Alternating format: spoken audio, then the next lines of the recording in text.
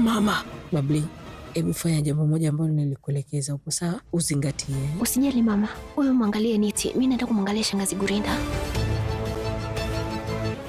Hii hapa Biambisha. Shangazi Gurinda, twende huko, Niti ameondoka. Kivipi? Wapi? Twende, fanya haraka. Haya, twende.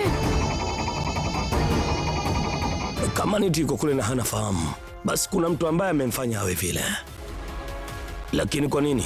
Lakini kaka, inawezekana Niti alijigonga sehemu na akazirai bila mtu yote kumfanya chochote. Inawezekana. Ngoja nifanye kitu kimoja, nitakuzaba kofi matata. Ina maana hujaona jinsi gani Niti alivyozirai mule ndani?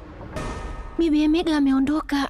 Mbona unataka kujiingiza kwenye haya? Si uache hii shughuli iendelee. Hebu acha. Mwanangu, achia mkono wangu. Unajikuta nani wa mtoto?